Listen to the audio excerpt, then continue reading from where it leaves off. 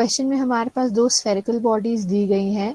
Let's say ये आपका एक स्फेरिकल बॉडी है, इसका मास 5m है और इसका रेडियस आपका 2r है। और हमारे पास दूसरी स्फेरिकल बॉडी दी गई है कुछ इस तरह, जिसका मास m है और उसका रेडियस जो है r है, और इनके एंड्स के बीच का जो डिस्टेंस है वो दिया गया है 12r, राइट, 12r। ठीक है। They are released in free space with initial separation between their centers equal to 12r. Oh, it's centers. Sorry, ends के बीच का नहीं, centers. ये आपका यहाँ से यहाँ तक जो है 12r है।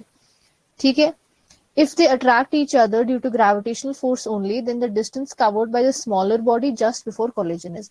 अब देखिए इनके बीच का force of attraction gravitational force of attraction है, तो ग्रेविटेशनल फोर्स इनका दोनों का सेम होगा लेकिन ऑपोजिट डायरेक्शन में होगा, राइट। तो इसका ऐसे होगा, इसका ऐसे होगा। फोर्स का जो आपका मैग्नीट्यूड है gm into 5m by 12r square, वो सेम रहेगा दोनों के लिए, राइट।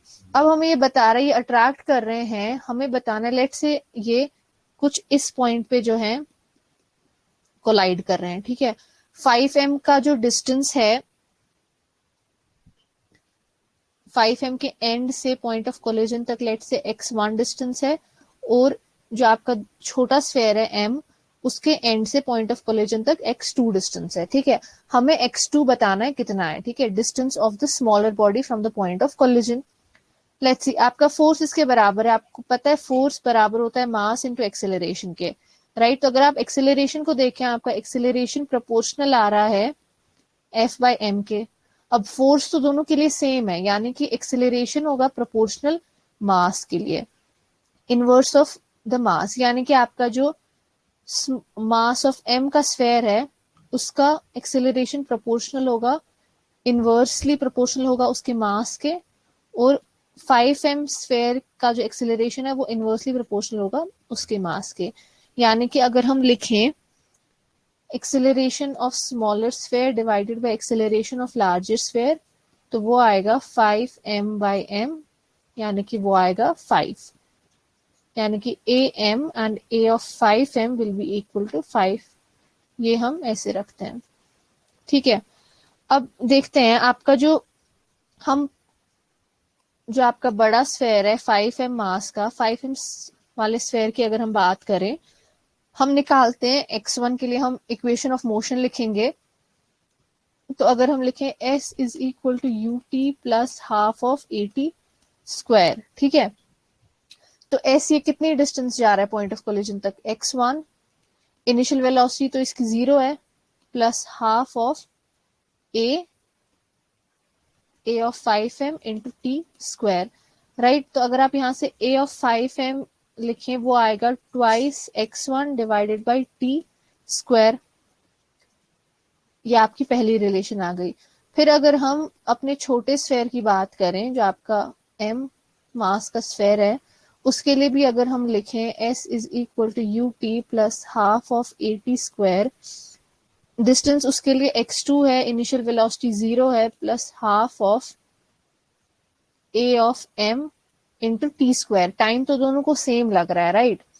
तो यहां से अगर आप a m का रिलेशन लिखें, वो होगा twice x2 divided by T square,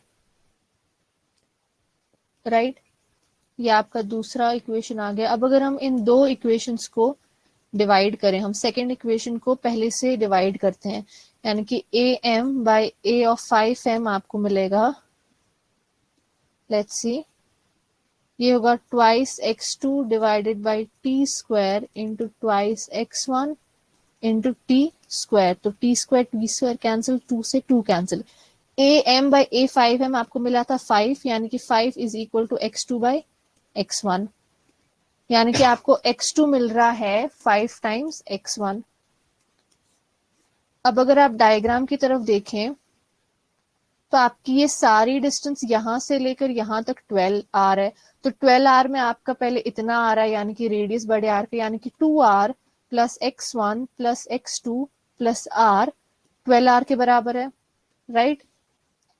तो मैं लिख सकती हूँ 2r plus x1 plus x2 के बदले में 5x1 लिख सकती हूँ plus r is equal to 12r।